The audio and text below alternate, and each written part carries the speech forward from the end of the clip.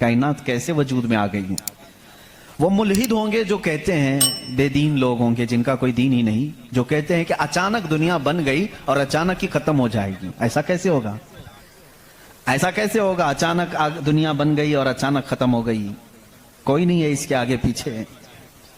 मेरे अजीजों, जो गौर व फिक्र करने वाले साइंसदान हैं वो भी अब इस नतीजे पर पहुंचे हैं कि दुनिया में एक बहुत बड़ा धमाका हुआ था कई अरब साल पहले, कई लाख साल पहले, उनके एतबार से, उनके इल्म के एतबार से, जिसको ये बिग बैंग कहते हैं। तो साइंसदान ये कहते हैं कि कई सालों तक इस रुए जमीन पर सिर्फ समंदर था, और समंदर में भी जो गैस होती थी वो सब हाइड्रोजन, और सिर्फ 99% हाइड्रोजन और 1% सिर्फ ऑक्सीजन का यहां पर वजूद था, जिसकी वजह से कोई दूसरा जिंदा रह नहीं सकता था। यह साइंसदानों की तहकीक है। उसके बाद फिर उन्होंने ये कहा कि एक धमाका हुआ और समंदर से, पानी से हर चीज बनती चली गई, पानी से बनती चली गई। ये 21वीं सदी में बात की जा रही है, और कुरान में मौला फरमाता है वजअलना मिनल माइ कुल्ल शैइन हय्यिन, हमने हर चीज को पानी से बनाया है। ये रब ताला फरमा रहा है, उसका कुरान अजीम गवाही दे रहा है। कुरान किस जमाने में उतरा वो भी आपके जहन में होना चाहिए। किस जमाने में कुरान आया है ये भी आपके जहन में अच्छी तरह से फिट होना चाहिए, ताकि अब साइंस की तहकीकात और उस जमाने को मैच करके देख सकें आप। कुरान उस जमाने में आया है जहां यूरोप में लोग जानवरों के साथ रहते थे। अमेरिका का तो इंकशाफ भी नहीं हुआ था, अमेरिका नाम का कोई मुल्क है ये पता भी नहीं था लोगों को। जितनी दुनिया थी इसमें सबसे ज्यादा तहजीब वाला मुल्क, तमद्दुन वाला मुल्क ईरान था, अरब थे, रोम थे, बाकी सब तो बिछड़े हुए लोग थे। रोम, ईरान और अरब को उस जमाने में तहजीब वाला कहा जाता था। उनकी तहजीब का आलम यह था कि जब मेरे आका सल्लल्लाहु तआला अलैहि वसल्लम मदीने तैयबा में तशरीफ लाए, ये बहुत बड़े तहजीब वालों की बात मैं कर रहा हूं, यानी बहुत नॉलेज रखने वालों की बात कर रहा हूं। इतना नॉलेज था कि जब मेरे आका मदीने में तशरीफ लाए तो सिर्फ 6 लोगों को लिखना आता था। ये बड़े तमद्दुन वाले लोग थे, बड़े नॉलेज वाले लोग थे। उस जमाने का इल्म यहां तक पहुंचा हुआ था। मेरे अजीजों, बाकी यूरोप वगैरह का हाल तो बहुत ही बदतर था। यहां तक कि आबादी कैसे बनाई जाए ये सलीका इस्लाम ने बताया है। उस जमाने में यह था कि नॉलेज नाम की कोई चीज नहीं थी। वो लोग अंधविश्वास, जैसे आज भी हमारे यहां कुछ लोगों में मौजूद है, अंधा यकीन, इन चीजों पर बहुत अमल करते थे। सिर्फ ये बात मैं अर्ज करना चाहूंगा कि कुरान उस जमाने में नाजिल हुआ है जब इल्म का वजूद ज्यादा नहीं था लोगों के पास, इतना कि कोई इक्का दुक्का लिखना जानता था। और किस पर नाजिल हुआ ये भी आपके जहन में होना चाहिए। 2 चीजें दिमाग में रखें, उसके बाद फिर मैं कुरान की आयतें पढ़ता हूं। एक, माहौल ऐसा है, साइंस का वजूद नहीं, इल्म का वजूद नहीं, इल्म नाम की चीज ही नहीं थी लोगों के पास, और जिस पर नाजिल हुआ वो ऐसा रसूल है जो किसी का शागिर्द भी नहीं। मैं ये कह रहा था, आसमानों और जमीनों में अल्लाह ने फरमाया मेरी निशानियां हैं। गौर व फिक्र करना चाहिए, निशानी कैसे? पूरी दुनिया के बहुत तरक्की याफ्ता साइंस से मेरा ये चैलेंज है, मेरी ये बात का ये चैलेंज है। बहुत तुमने तरक्की की, लेकिन एक ऐसी छत बना करके दिखाओ जिसका कोई पिल्लर ना हो। हवा में छत कायम करके दिखाओ, और वो भी इतनी मोटी होनी चाहिए, इतनी मोटी कि जिसके बारे में हुजूर अकरम सल्लल्लाहु अलैहि वसल्लम ने फरमाया कि उसकी मोटाई 500 साल अगर कोई घोड़ा दौड़े तो तय ना हो पाए।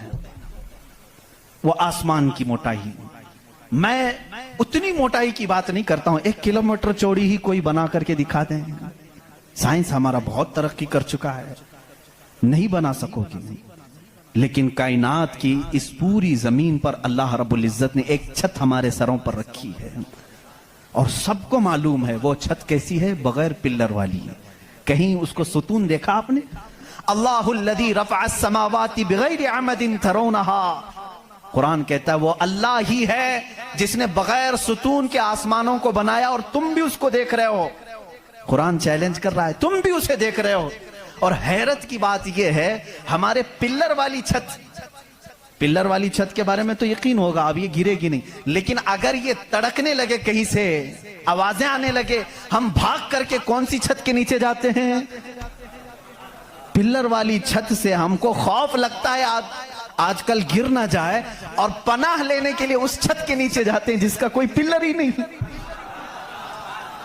اللہ کی نشانیاں ہیں اس میں۔ اللہ رب العزت فرماتا ہے تم دیکھ رہے ہو ان آسمانوں کو ہم نے کیسے قائم کیا ہے۔ اب اس کی تحقیقات جو آسٹرونومی پڑھے ہوئے ہیں وہ جانتے ہوں گے، علم فلکیات اس کو کہتے ہیں، آسمانوں کا علم، یہ بھی ابھی سب کو پورا حاصل نہیں ہو سکا۔ جو ہماری نظروں میں نظر آ رہا ہے یہ تو دھواں ہے، بادل ہے، آسمان تک پہنچنے کے لیے پتہ نہیں کتنا سفر، اور اس میں اللہ رب العزت نے ستاروں کے ایک ایسے جھرمٹ کو رکھا ہے۔ آسمان کتنا چوڑا ہے، کتنا لمبا ہے، گیس کر سکتے ہیں ہم؟ کبھی گیس کریں گے آپ؟ میں صرف ایک حساب بتاتا ہوں۔ اس آسمان میں اللہ تعالیٰ فرماتا ہے کلن فی فلک یسبحون، سورج، چاند، جتنے بھی گیلیکسی کے سٹارز ہیں، تارے ہیں، یہ سب آسمان میں تیر رہے ہیں۔ اللہ فرما رہا ہے سورہ یاسین کی آیت سے، یہ سب آسمان میں تیر رہے ہیں، لٹک رہے ہیں۔ اچھا، جس پر لٹک رہے ہیں ظاہر سی بات ہے وہ بڑا ہونا چاہیے۔ اب وہ کتنا بڑا ہوگا؟ وہ چھت کی چادر کتنی بڑی جس پہ سورج بھی لٹک رہا ہے، چاند بھی لٹک رہا ہے۔ ہم نے سائز پوچھا سائنسدانوں سے، سائز پوچھا کہ یہ کتنے بڑے بڑے ہیں جو آسمان میں لٹک رہے ہیں، تو انہوں نے کہا سب سے قریب جو ہمارا ستارہ ہے، سیارہ ہے، زمین سے جو سب سے قریب سیارہ ہے وہ چاند ہے۔ اور سورج کا کیا حال ہے؟ کہا سورج زمین سے 13 لاکھ گنا بڑا ہے، 13 لاکھ گنا بڑا۔ اب یہاں ہماری عقلیں ششدر ہو جاتی ہیں، کسی کے پاس کیلکولیٹر بھی نہیں، کتنا حساب کرے؟ 13 لاکھ گنا بڑا زمین سے، ہمارے تصور میں نہیں آتا۔ وہ کہاں لٹک رہا ہے؟ آسمان میں۔ چاند اس سے 50 گنا بڑا ہے زمین سے، وہ کہاں ہے؟ آسمان میں۔ اچھا اتنا ہی نہیں، یہ گیلیکسی کے اندر سورج سے 50 گنا بڑے اتنے سیارے ہیں کہ جن میں سے صرف ابھی 40% کا دریافت کی جا چکی ہے، باقی 60% ابھی تک سائنسدانوں کو پتہ ہی نہیں۔ سورج سے 50 گنا بڑے سیارے اور موجود ہیں۔ پوچھا یہ سب کہاں ہیں؟ یہ بھی آسمان میں ہیں۔ اسی لیے میرے مولا نے فرمایا بے شک آسمانوں کی پیدائش میں اس کی بڑی نشانیاں ہیں۔ اب میرے عزیزو آؤ، تمہیں اپنے گھر کی چھت ڈالنے کے لیے کتنے دن لگتے ہیں، کتنے ورکر لگتے ہیں، کتنے مزدور لگتے ہیں، کیا کیا اس کے لیے سامان لگتے ہیں، یہ سب تمہیں معلوم ہے جنہوں نے چھتیں ڈالی۔ اب اتنی بڑی چھت جس نے قائم کی ہے، جس میں لاکھوں گنا بڑا زمین سے سورج بھی ہے، چاند بھی ہے، گیلیکسی کے اور سٹارز ہیں، وہ خدا فرما رہا ہے آسمان کو، زمین کو کس طرح سے اس نے بنایا۔ قرآن میں ہے صرف 6 دن میں ان دونوں کی پیدائش ہوئی، اس سے بھی بلکہ اللہ تعالیٰ فرماتا وَجَعَلَ الْأَرْضَ فِي يَوْمَيْنِ، اللہ نے زمین کو 2 دن میں پیدا فرمایا، آسمان کو، اور اس میں جتنی سجاوٹ ہے، سجاوٹ کیا ہے؟ یہ پورے سمندر کو رب فرما رہا ہے وہ زمین کی زینت ہے، جتنے درخت ہیں وہ زمین کی زینت ہیں، اور آسمان کی زینت کیا ہے؟ چاند ہے، سورج ہے، ستارے ہیں، یہ سب 4 دن میں بنے، کل 6 دن میں ان کی پیدائش ہوئی ہے، کل 6 دن میں ان کی پیدائش ہوئی ہے۔ میاں ہماری دکان نہیں بنتی 6 دن میں، اور وہ خالق کائنات فرما رہا ہے 6 دن میں اس پوری کائنات کے زمین و آسمان کی پیدائش ہوئی، تو کیا یہ اللہ رب العزت کی نشانیاں نہیں ہیں؟ اگر سنی ہوئی باتوں پر یقین نہیں آتا کچھ لوگوں کو، کیونکہ وہ سائنس کے ماحول میں آج جی رہے ہیں، وہ ہر بات سائنس کی یقین کے ساتھ مان لیتے ہیں، میں ان سے ہی کہتا ہوں اپنے سائنسدان آقاؤں سے پوچھیں کہ اس زمین کا حجم کتنا بڑا ہے، آخر یہ ٹھہری کیسے ہے اتنے دن تک، یا اب تک قائم کیسے ہے، یہ ہلتی کیوں نہیں ہے؟ اچھا اس کے بعد رب تعالیٰ فرماتا ہے ہم نے اس زمین کو پانی پر بچھایا ہے۔ اے اللہ تیرے عجائب قدرت عجیب در عجیب ہیں، کتنے عجیب ہیں۔ آپ سے میں کہتا ہوں حوض میں یا مسجد کا بھی حوض ہے، جاؤ ایک چادر اس کے اوپر بچھاؤ، ٹاول لے کر کے بچھاؤ، کتنی دیر تک وہ پانی پر کھڑا رہے گا؟ ٹاول چادر اس کی موٹائی کتنی ہے؟ بہت پتلی سی ہے، وہ mm میں آئے گی، لیکن وہ آپ کے اس پانی پر ٹھہر نہیں سکتی۔ اگر آپ کہیں موٹی چیز میں بچھاؤں मोटी चीज बिछा करके दिखाओ, कितनी देर वो रुक सकेगी? नहीं रुक सकेगी। और ये अल्लाह ने कुरान में फरमाया, हमने पानी पर जमीन को बिछाया, और इसका इनकार साइंस भी नहीं कर रही है। साइंस भी यही कहती है, जमीन को जितनी जगह से खोदा जाए पानी ही है। हम भी तो बोरवेल जो निकालते हैं, जमीन को खोदने के बाद पानी आता है। अब पानी पर इस जमीन को बिछाया रब तबारक व तआला ने, कितना वजन ये उठाई हुई है, कितना वजन उठाई हुई है। सबसे बड़ा वजन तो उन मुशरिकीन का है जो उस रब को नहीं मानते हैं। ये धरती का बोझ इनको कहते हैं, ये सबको उठाई हुई है। पता नहीं कितने करोड़ों टन इस पर वजन है ये, लेकिन कभी भी हिलती हुई नजर नहीं आती। लेकिन उसको भी कुरान में अल्लाह फरमा रहा है, हमने इस जमीन को हिलने से रोकने के लिए जगह जगह पर पहाड़ों को मेख बनाकर गाड़ दिया। वल जिबाल औतादा, और पहाड़ों को हमने मेख बनाकर गाड़ दिया है। अब इसकी तहकीक इस जमाने में, मैंने अपने पढ़ने के जमाने में इसकी एक तहकीक अपने उस्ताद के पास पढ़ी थी। सफा मरवा के बारे में इख्तिलाफ चल रहा था। सऊदी यहूदी हुकूमत ने सफा मरवा को पूरी तौर पर ख़त्म करने की नापाक कोशिश की, और अलग से उन्होंने मसआ बनाया सही करने का। तो इख्तिलाफ उलमा में था कि इन्होंने ज़्यादा चौड़ा कर दिया। उसी ज़माने में ये तहकीक हुई, पहाड़ जो है इसका वजूद ज़मीन पर कैसा होता है। इन सऊदियों ने कहा पहाड़ ऐसा ऊपर शेप में ऐसा होता है, ट्रायंगल होता है, ऊपर से कोना होता है, नीचे चौड़ा होता है। इन सऊदियों ने कहा नीचे भी ये जड़ें छोड़ता है, फैलता हुआ जाता है, जैसे दरख्त ऊपर होता है और नीचे उसकी जड़ें फैली हुई होती हैं। तो इन्होंने कहा नीचे भी वो पहाड़ का हिस्सा है, इसलिए हमने बाजू में भी रास्ता बनाया ताकि सफा मरवा की सही अगर हो रही है तो वो पहाड़ों के बीच में ही हो रही है। मेरे उस्ताद गिरामी मिस्र के हैं, उन्होंने पूरी इस पर तहकीक के साथ किताब लिखी, चैलेंज किया, कहा पहाड़ों को अगर खोद करके देखो, हमारा यकीन ये कहता है। उन्होंने बहुत सारे दलाइल से साबित किया, पहाड़ ऊपर से जो इस तरह के शेप का होता है, ट्रायंगल ऊपर से, नीचे वो जड़ें नहीं छोड़ता, बल्कि अंदर जाते जाते और बारीक हो जाता है। अंदर बारीक होते होते होते बहुत पतला होकर नीचे तक जाता है। मैंने पूछा नीचे कितनी अंदर तक है? उन्होंने कहा जो पहाड़ तुम्हें ऊपर दिख रहे हैं ये पहाड़ का 1% है, बाकी 99% पूरा नीचे होता है। ये पहाड़ों की ऊंचाई, ये पहाड़ों की जो ऊंचाई है ये 1% है, 99% पूरा नीचे होता है। हैरत में पड़ गए, इतना नीचे पहाड़ है। कहा यही तो बात है, क्या तुम दीवार में जब मेख ठोकते हो तो ऊपर कितना दिखता है और अंदर कितना रहता है? 2 इंच का अगर हम ले रहे हैं मेख और कील, तो उसका मुंह सिर्फ ऊपर थोड़ा सा, वो भी mm में होगा, और 2 इंच तक अंदर वो दीवार में धंसा हुआ होगा।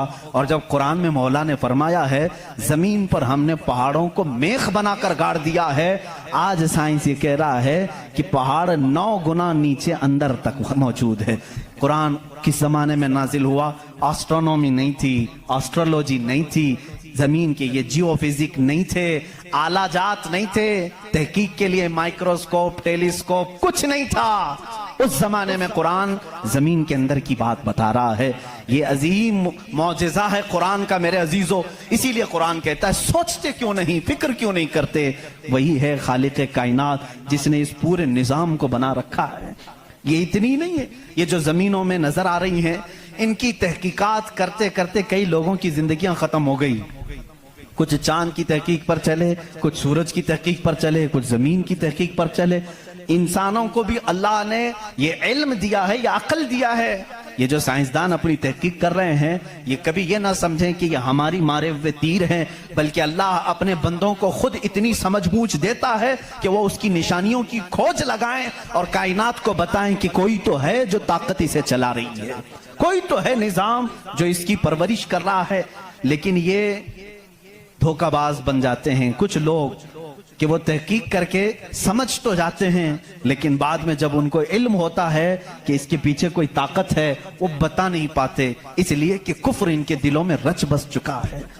आपको एक और साइंस के स्टूडेंट्स के लिए भी ये बात है, आपको मालूम है ये सितारे जो हैं, सैयारे हैं, ये अपनी उम्र मुकम्मल करके, अभी अभी की बात है ये, साइंस एक बड़े साइंसदान ने और नासा के लोगों ने भी जो खला पे जाते हैं, स्पेस पे, इन लोगों ने ये बात पेश की کہ ستارے جتنے بھی ہیں گیلیکسی میں، اس میں سے کچھ کی عمر ہزاروں سال کی ہوتی ہے، لاکھوں سال کی ہوتی ہے. جب ان کی عمر مکمل ہوتی ہے تو یہ ایک جگہ جا کر کے ٹوٹ جاتے ہیں، داخل ہو جاتے ہیں، جن کو بلیک ہول کہا جاتا ہے.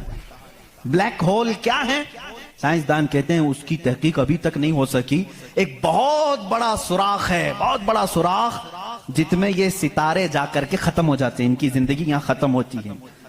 کہیں یہ باتیں آپ کو سوکھی تو نہیں لگ رہی ہیں؟ آج بہت ہی زیادہ سائنس بول رہے ہیں. ضرورت اس کے لیے ہے میرے عزیزو، میں اپنے دین کو ان لوگوں کے سامنے رکھنا چاہتا ہوں جو صرف سائنس کو اپنا خدا سمجھتے ہیں. آؤ قرآن پڑھو، قرآن اس کی بنیادیں تمہیں دے گا سائنس کی. بلیک ہول کیا ہے سائنسدان نہیں بتا سکے، جبکہ ان کے پاس اب بڑے بڑی مشینیں ہیں. یہ جو ناسا کے لوگ خلا میں جاتے ہیں، ایک سال تک کے لیے چلے جاتے ہیں، کئی مہینوں کے لیے چلے جاتے ہیں اور تحقیقات کر کے لا رہے ہیں. چاند پر انہوں نے کیمرے لگایا اور وہاں کی تصویریں یہ بھیجنے کی بات کر رہے ہیں، لیکن پھر بھی بلیک ہول معلوم نہیں. میں اس محمد الرسول اللہ صلی اللہ علیہ وسلم کی بات کر رہا ہوں جو کسی بھی سائنسدان کا شاگرد نہیں، جو کسی استاد کے پاس بیٹھا نہیں. اس رسول پاک کی زبان سے قرآن کی آیت نکلی سورہ واقعہ کی. اللہ فرماتا لا اقسم بمواقع النجوم انہو لقسم لو تعلمون عظیم. اللہ فرماتا قسم ہے اس جگہ کی جہاں جا کے ستارے ٹوٹ جاتے ہیں، بے شک اللہ رب العزت کی اس میں بڑی شان ہے اگر تم سمجھ سکو. آسٹرونومی کو قرآن بتا رہا ہے کہ بلیک ہول ہیں، مواقع النجوم ان کو کہا گیا ہے، جہاں ستارے جا کر فنا ہوتے ہیں. عزیزان گرامی، یہ تکلیف صرف ہماری ہے کہ ہم نے قرآن عظیم کو اس لیول کے اعتبار سے پڑھا نہیں. غور و فکر کرو، تمہیں اسی سے اللہ رب العزت کی معرفت حاصل ہو جائے گی. کوئی تو ہے خالق. امام اعظم ابو حنیفہ رحمۃ اللہ تعالی علیہ کے پاس ایک دہریہ، اس زمانے کی بھی جو ایتھسٹ ہوتے ہیں، ایتھسٹ سمجھتے ہیں، ایک نیا یہ چلا ہوا، نیا نہیں ہے پرانے ہی ہے، نام نیا لگتا ہے، ملحد ہیں یہ. ایتھیزم بہت سارے لوگ وہ اپنے دین اپنا ریلیجین کے جگہ پر یہ لکھتے ہیں، آپ دیکھ لینا ان کو. ایتھیزم آپ مسلم لکھتے ہیں، کچھ لوگ ہندوازم لکھتے ہیں، کچھ لوگ کرسچینٹی کہتے ہیں، کچھ جیوز ہوتے ہیں، لیکن کچھ ہیں جو ایتھیزم ایتھسٹ ہیں. ایتھسٹ کا مطلب کوئی خدا نہیں، کوئی دین نہیں، کوئی مذہب نہیں. یہ بیچارے آوارہ لوگ ہیں، یہ لاوارث لوگ ہیں جو اس طرح سے کہہ رہے ہیں. اب ان کی بات میں آپ کو بتاؤں، ایتھیزم اس طرح کا ایک ایتھسٹ امام اعظم ابو حنیفہ کے پاس آیا. اس نے کہا خدا ہے؟ تم بار بار خدا کی بات کرتے ہو، مجھے تو نہیں لگتا کوئی نہیں. اگر ہے تو دکھتا کیوں نہیں؟ بہت ساری چیزیں ہیں ایسی آپ نے سمجھایا جو دکھتی نہیں لیکن ہے، بہت ساری چیزیں ہیں. اس نے کہا ایسی کوئی چیز نہیں ہے جو ہے اور دکھتی نہیں. آپ نے اس کو ایک تماچا لگایا، ڈھیلا اٹھا کر کے مار دیا. اس نے کہا میں سوال کیا تم نے مار دیا. کہا کیا ہوا مارا؟ کہا درد ہو رہا ہے. کہاں ہے درد؟ کہا ہو رہا ہے، دکھتا نہیں ہے لیکن احساس ہے. بہت ساری چیزیں ایسی ہیں جو دکھتی نہیں ہے لیکن ہے، ان کا وجود ہے. بہرحال آپ نے اس کو جواب کیا دیا؟ کہا سنو میرے ساتھ آج ایک بڑا عجیب واقعہ پیش آیا. میں سمندر کے کنارے گیا تھا، میں نے دیکھا ایک کشتی کو، اور وہ کشتی کی تعجب خیز بات یہ تھی کہ وہ اکیلے چل رہی ہے، کوئی نہیں چلا رہا. سامان خود سے وہ لاد لیتی ہے اپنے اوپر اور چل پڑتی ہے سیدھے راستے پر. پھر تھوڑی دیر کے بعد ساحل پر آتی ہے اور اپنا سامان خود ہی اتارتی ہے. پھر جیسے ہی وقت ہوتا ہے پھر چل پڑتی ہے. کوئی کشتی بان نہیں، کوئی ملا نہیں، کوئی کیپٹن نہیں، اس کے اندر سواری بھی نہیں، خود سے سب چل رہی ہے. یہ اس دور میں امام اعظم کہہ رہے ہیں جب الیکٹرانک دور نہیں تھا. آج کے لوگ ہو سکتا ہے یقین کر لیں الیکٹرانک کشتی ہوگی، ہو سکتا ہے کوئی اس کو الیکٹرانک مشین چلا رہی ہوگی. ایسا نہیں ہے، اس زمانے میں کوئی اس چیز کی ایجاد نہیں تھی. اس نے کہا کیا پاگل پن کی باتیں کر رہے ہو، کس کو بنا رہے ہو تم؟ کیا ایسی کوئی کشتی ہے جو خود سے سامان بھی اتارتی ہے اور چڑھا بھی لیتی ہے اور چلنے بھی لگ جاتی ہے؟ امام اعظم ابو حنیفہ رحمۃ اللہ علیہ نے فرمایا اتنا تیرا دماغ چلتا ہے کہ کوئی کشتی سمندر پر بغیر چلانے والے کے نہیں چلتی. یہ پورے دن اور رات کا نظام اور لوگوں کی موت و حیات کا نظام، زمین سے پودوں کو نکالنے کا نظام، برابر وقت پہ موسم کے آنے کا نظام بغیر کسی کے چلائے کیسے چل سکتا ہے؟ کبھی اس میں تاخیر تم نے دیکھی؟ کبھی تم نے یہ دیکھا کہ رات ہوئی نہیں؟ کبھی تم نے دیکھا کہ دن ہوا ہی نہیں؟ وہ اپنے وقتوں پر ساری چیزیں چلا رہا ہے۔ عزیزان گرامی، ان تمام چیزوں میں ایک نشانی ہے اس کے وجود کی۔ اسی لیے اللہ رب العزت نے سورہ اخلاص میں یوں فرمایا قل هو اللہ احد، اے محبوب آپ فرما دے وہ اللہ ایک ہے۔ ابھی 18ویں صدی کی بات ہے۔ 18ویں صدی میں امریکہ کا سفر کرنے والے ایک سائنسدان نے ایک نئی چیز کا انکشاف کیا۔ اٹلانٹک اوشین میں یا سمندر کے ایک حصے میں ایک ایسی جگہ ہے جو بالکل ہی ڈارک ہے، ڈارک سپیس اس کو کہتے ہیں، یعنی وہاں روشنی بالکل نہیں، سورج کی ایک کرن بھی وہاں نہیں آتی، اتنا وہاں پر، اتنی وہاں تاریکی ہے۔ یہ کب؟ 18ویں صدی میں، یعنی آج سے 200 سال پہلے کی بات ہے۔ اس نے انکشاف کیا، دنیا کو بتایا میں نے ایک ایسی جگہ دیکھی، بہت ہی ڈارک ہے، بہت اندھیرا ہے۔ وہ جب واپس آیا تو علماء ربانیین نے سورہ نور کی قرآنی آیتیں پڑھی۔ اللہ فرماتا ہے کہ اذا اخرج یدہ لم یکد یراہ ومن لم یجعل اللہ لہ نورا فما لہ من نور۔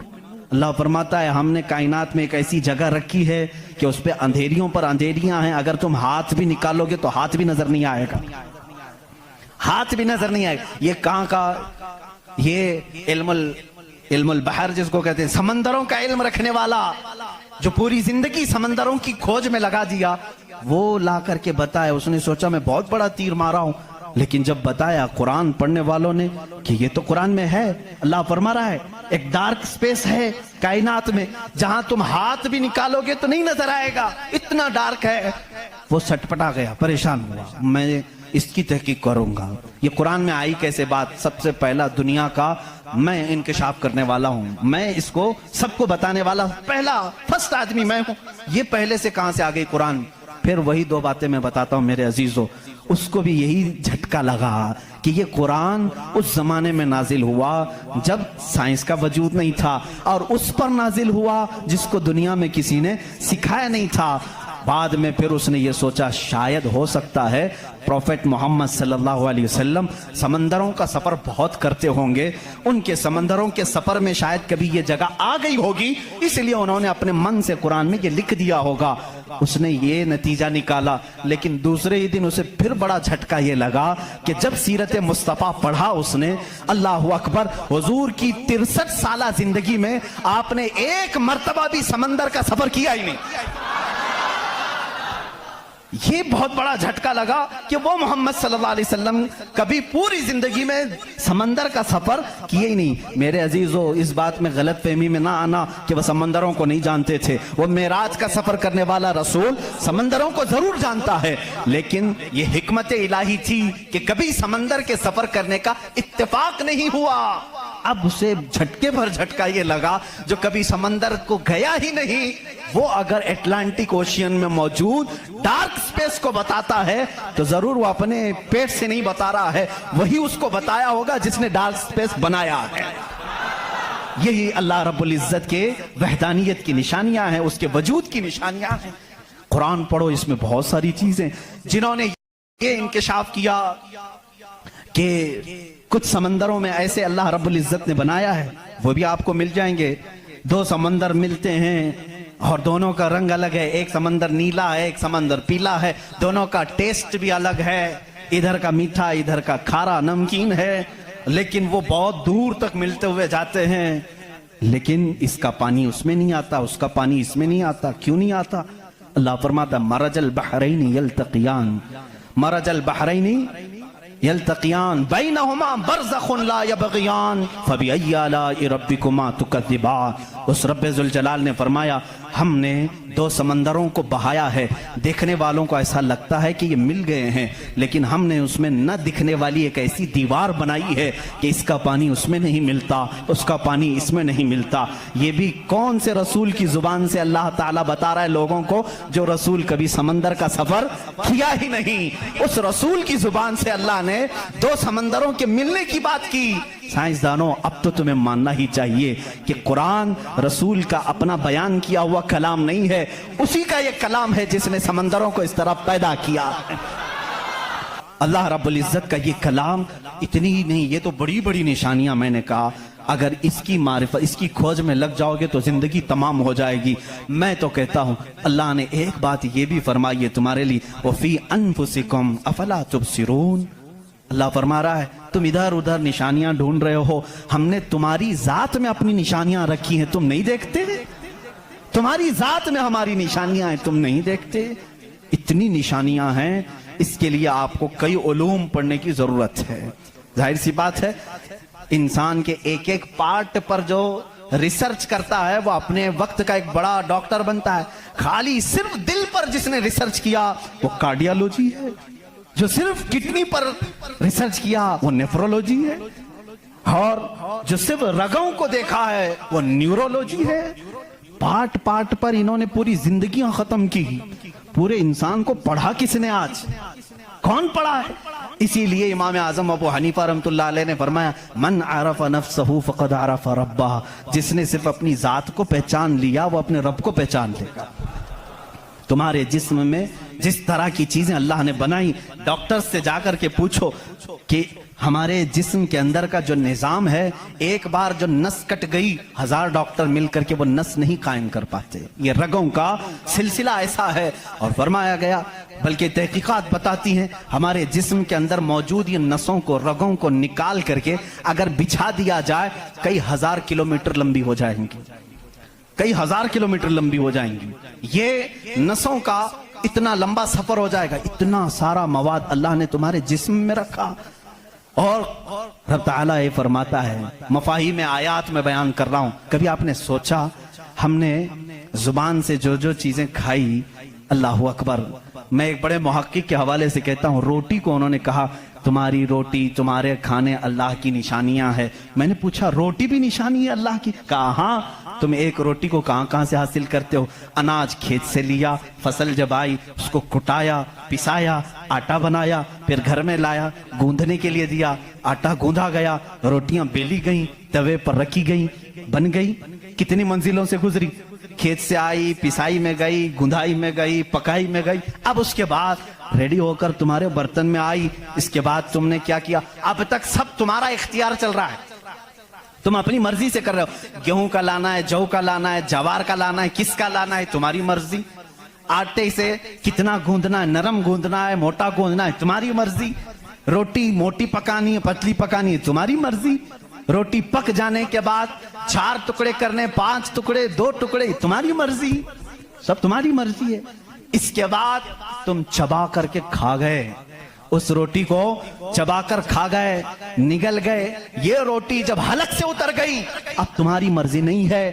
اس ایک ہی روٹی سے گوشت بھی بنتا ہے، اسی ایک روٹی سے خون بھی بنتا ہے، اسی ایک روٹی سے منی بھی بنتی ہے، اسی ایک روٹی سے پیپ بھی بنتا ہے، اسی ایک روٹی سے کف اور بلغم بھی بنتا ہے، اسی ایک روٹی سے سب چیزیں بن جانے کے بعد ہمارے فضلات بھی نکلتے ہیں۔ میں نہیں سمجھ پایا، اے میرے عزیزوں مجھے بتاؤ، ایک روٹی لو، اس کے ایک ٹکڑے سے تم گوشت بنا کے دکھاؤ، دوسرے ٹکڑے سے تم خون بنا کے دکھاؤ، تیسرے ٹکڑے سے تم پیپ بنا کے دکھاؤ، چوتھے ٹکڑے سے تم بلغم بنا کے دکھاؤ، نہیں کر سکو گے، اس لیے کہ صرف گوندھنے پکنے تک تمہاری مرضی چلتی ہے، حلق سے نیچے اتر جانے کے بعد خدا قدیر و جبار کا نظام چلتا ہے۔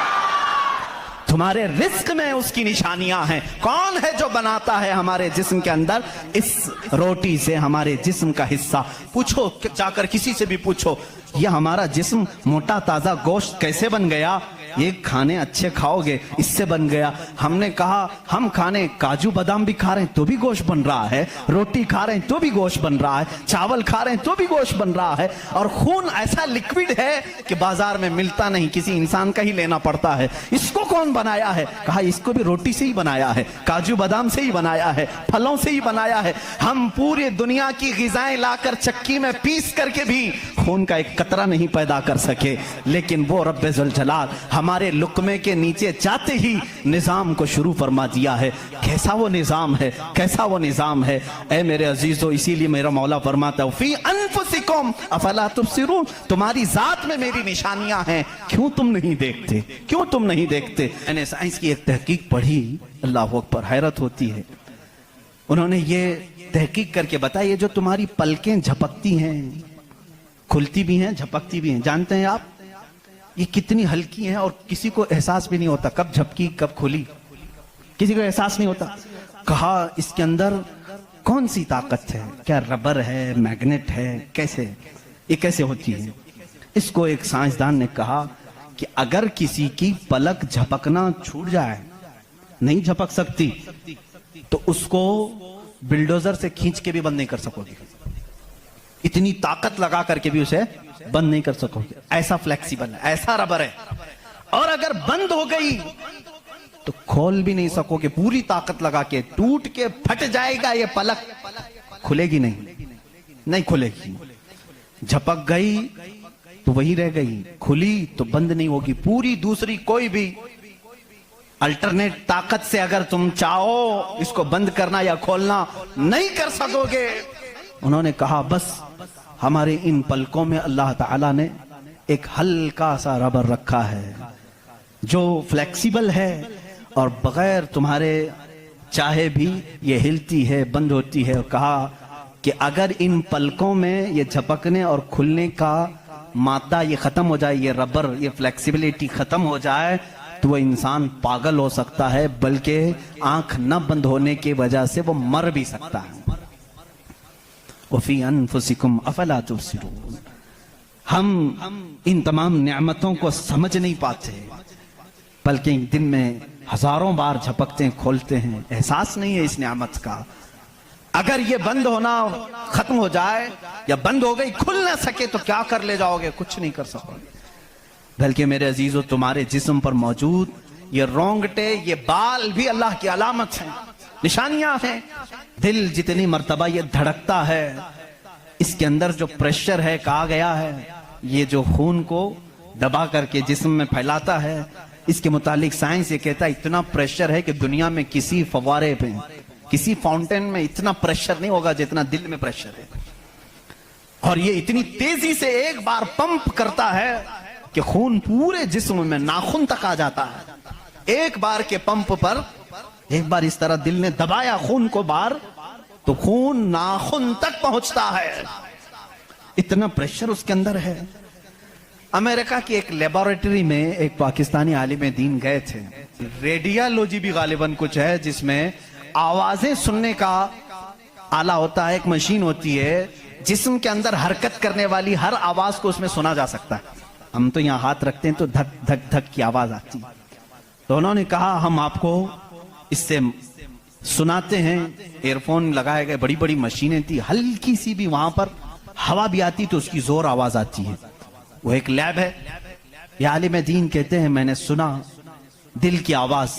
میں نے پوچھا اس ڈاکٹر سے کہ آپ کے ہاں ہر آواز کا نام لکھا گیا ہے، دل جو آواز کرتا ہے اس کا کیا نام ہے آپ کے یہاں؟ کہتے ہیں دل جو ہے لپ لپ لپ لپ یہ آواز کرتا ہے. سائنس میں یہ لکھا گیا ہے. اور مسکرا ہے. کہا تھوڑی سی خطا ہو گئی، بلکہ دل کہتا ہے رب رب رب رب. ہر انسان کا دل جو دھڑکنے کی آواز آتی ہے مشینوں سے انہوں نے خود سنا. ہاں ہو سکتا ہے کچھ توتلے لوگ ہوتے ہیں را کو لا کہہ جاتے ہیں، ہو سکتا ہے تمہیں لپ لپ لپ سنائی دیا ہو، مگر میرا ایمان یہ کہتا ہے ہر دل رب رب رب ہی کہتا ہے. عزیزان گرامی، کائنات کی بہت ساری چیزیں اس کی نشانیاں ہیں. سمندروں میں اس کی نشانیاں ہیں. آپ کو معلوم ہے سمندروں کا علم البحر جن کو معلوم ہے، جو غوطے لگاتے ہیں وہ کہتے ہیں زمین پر جتنی مخلوقات ہے اس کے 10 گنا زیادہ مخلوقات سمندروں میں موجود ہیں. سمندروں میں یہاں جتنے کیڑے دیکھ رہے ہو، کتنے مکوڑے دیکھ رہے ہو، یہاں جتنے قسم کی مخلوقات آپ دیکھ رہے ہیں اس کے 10 گنا زیادہ مخلوقات سمندروں کے اندر ہے. کون ہے جو ان کے رزق کا انتظام کرتا ہے؟ کون ہے ان کی پرورش پر؟ سمندروں کا علم الگ ہے. کہتے ہیں ہم اندر جاتے ہیں تو اس کے اندر اتنی چیزیں کہ ہر بار نئی چیزیں دکھتی ہیں. اور انہوں نے کہا کہ کئی لاکھ قسم کی مچھلیاں گن لی گئیں، لیکن ہر بار غوطہ لگاتے ہیں تو پھر نئے رنگ کی مچھلی نظر آتی ہے. ان کو رنگ دیتا کون ہے اس کے اندر؟ عزیزان گرامی، سمندروں کے علم میں لوگوں نے کہا اس کی گہرائیوں میں کیا کیا موجود ہے. کچھ باتیں تو عقل تسلیم کرتی ہیں، جیسے آپ کو میں نے کہا سمندر میں مچھلیاں ہیں، اندر پیڑ پودے بھی ہیں، آپ سب تسلیم کریں گے، ہوتے ہوں گے. مخلوقات ہیں، ہاں ہوتے ہوں گے، سب ہوتے ہوں گے. لیکن ایک قرآن کے فرامین تفاسیر میں یہ کہا گیا ہے سمندر کے اندر آگ بھی ہے. اب کہاں سے تسلیم کرو گے؟ سمندر کے اندر آگ ہے، کیسے تسلیم کرو گے؟ ظاہر سی بات ہے تم انکار کرو گے. پانی اور آگ ہو ہی نہیں سکتا، اور وہ بھی پانی ہلکا پھلکا پانی نہیں، سمندر کا جوشیلا پانی. اور یہاں پر اسلام میں یہ باتیں کہی گئی ہیں کہ سمندر کے اندر آگ ہے. لیکن یہ دنیا کو اس وقت نظر آ گیا جب سونامی آئی تھی. انڈونیشیا میں جو ساحل پر سونامی کی لہریں جنہوں نے دیکھی، جس کی رفتار 2000 کلومیٹر پر آر تھی، 2000 کلومیٹر پر آر کی رفتار سے وہ پانی چل رہا تھا، اور اس کی ہائٹ جو موجوں کی وہ 200 فٹ اونچی تھی. 200 فٹ اونچی لہریں 1000 کلومیٹر پر آر کی رفتار سے جب جا رہی تھی تو مشاہدہ کرنے والوں نے یہ کہا جب وہ لہریں چلتی تھی تو پیچھے آگ کے شعلے نکلتے تھے، سمندر میں آگ کے شعلے نکلتے تھے. آج سائنس اس بات کو تسلیم کر چکا ہے سمندر میں کئی ایسے پہاڑ ہیں جو آتش فشاں ہیں، جن کو وولکینو کہا جاتا ہے. آگ اگلنے والے پہاڑ ہیں، آگ اگلنے والے پہاڑ ہیں. وہ کئی مہینوں میں اور سالوں میں اپنے اندر موجود آگ کو باہر اگلتے ہیں تو سمندر میں طغیانی آ جاتی ہے، سمندر کے اندر موجوں کی بھنور آ جاتی ہے. یہ تمام چیزیں آج سائنس کہہ رہا ہے، میرا مولا قرآن میں اس چیز کو بیان فرما رہا ہے. جبکہ پھر میں آپ کو بتا رہا ہوں قرآن اس ماحول میں اترا جب سائنس نہیں تھا، اور اس رسول پر اترا جو سمندروں کا سفر نہیں کیا تھا. یہ پیڑ پودوں کے علم کے لیے بھی قرآن موجود ہے. اللہ رب العزت ان کے متعلق بھی فرما رہا ہے ان کے جوڑ بنائے گئے. آج دنیا یہ کہہ رہی ہے کہ ایک پیڑ کو دوسرے پیڑ سے لگاتے ہیں تو پھل اچھے آتے ہیں، پھل اچھے آتے ہیں. یہ حدیث پاک میں ملتا ہے. مدینہ طیبہ میں کلمی کرتے تھے صحابہ اس وقت کھجوروں کی. عزیزان گرامی، پیڑ پودوں کی جب تحقیقات ہوتی ہیں تو اب اس پر بھی سائنس حیران ہے کہ ہم نے پھولوں کو دیکھا، یہ پھول جب کھلتے ہیں تو اس میں اچانک آ کر کے پینٹ کون کر جاتا ہے، یہ رنگ کون ڈالتا ہے. ہم نے درختوں کو ہرا ہی دیکھا ہے، ہرے ہی ہوتے ہیں، لیکن جب پھول نکلتے ہیں تو یہ رنگ آتا کہاں سے ہے. اس کی تحقیق کرتے کرتے ڈالیوں کو لوگوں نے چیر دیا، پتوں کو پھاڑ دیا، لیکن پھول کا رنگ پورے درخت میں کہیں نہیں پایا، کہیں نہیں پایا.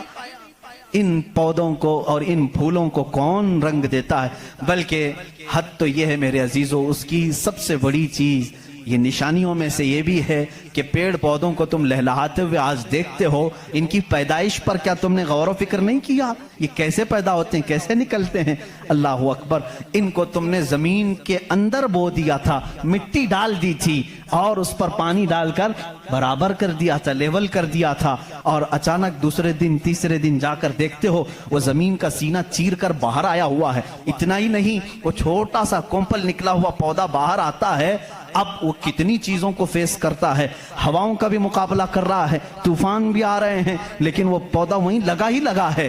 چھوٹے پودے کو بڑی سے بڑے طوفان ہلاک نہیں کر سکے. کون ہے وہ ہلکے پودے کی حفاظت کر رہا ہے. بڑی بڑی ہواؤں سے وہ بڑی بڑی طاقتوں کو اڑا لے جانے والی ہوائیں آتی ہیں، لیکن ہلکے پودے کی حفاظت ہو رہی ہوتی ہے. وہ فصلیں لانے تک کون ہے ان کی حفاظت کرتا ہے.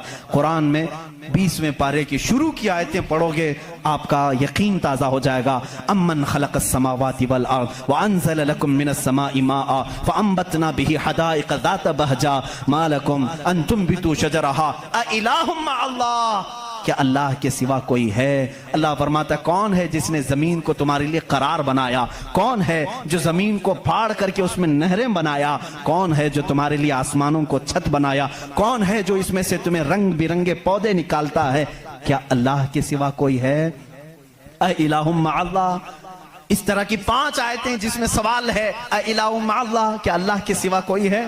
اب میرے عزیزو، میں نے آسمانوں کی بات کی، زمینوں کی بات کی، گیلیکسی کی بات کی، پیڑ پودوں کی بات کی، سمندروں کی بات کی، بلکہ میں نے تمہارے ذات کی بھی بات کی. تمہارے جسم میں موجود ہر عضو، ہر پارٹ اللہ کی نشانی ہے، اللہ کی نشانی ہے.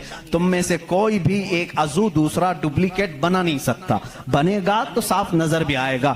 آنکھ چاہے تو بکرے کی لگا لو لیکن دکھائی کچھ بھی نہیں دے گا. اس آنکھ کے اندر جو چیز موجود ہے وہ دوسرا اس کی کاپی کر نہیں سکتا. روح रोबोट तो बहुत बना लिए, लेकिन जीने वाला, फीलिंग रखने वाला इंसान दूसरा तख्लीक नहीं किया जा सका। बल्कि वो कुरान में अल्लाह चैलेंज कर रहा है, तुम तो इंसानों के अभी ये कह रहे हैं कि जनीन बनाए जा रहे हैं, यानी हम डुप्लीकेट इंसान बनाने की कोशिश कर रहे हैं, यहूदी इस पर रिसर्च कर रहे हैं, लेकिन मौला तो फरमा रहा है कि ये एक मक्खी भी बना नहीं सकेंगे। 17वें पारे का आखिरी सफ़ा है जिसमें रब तबारक व तआला फरमाता है कि लन यखलुकू ज़ुबाबन वला इज्तमऊ लह, ये सारे के सारे मिलकर के एक मक्खी नहीं बना सकेंगे। ज़अफ़ अत्तालिब वल मतलूब, ये कितने ही कमजोर किस्म के लोग हैं जो दूसरी तख्लीक की बात कर रहे हैं।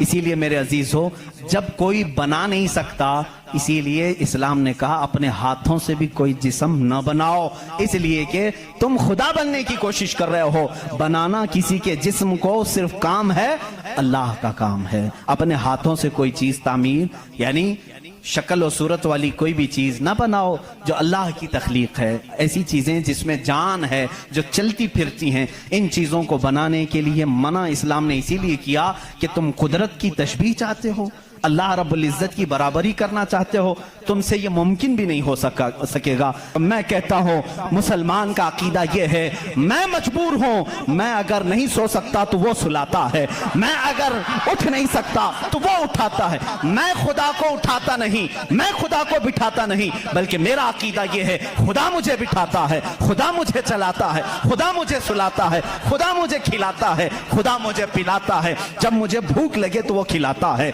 जब मैं नंगा हूं तो वो पहनाता है, जब मेरी जान चली जाए तो वो मेरा हिसाब करता है। हम उस खुदा की तस्लीम, उस खुदा का अकीदा रखते हैं कि हम मोहताज हैं, वो मालिक व मुख्तार है।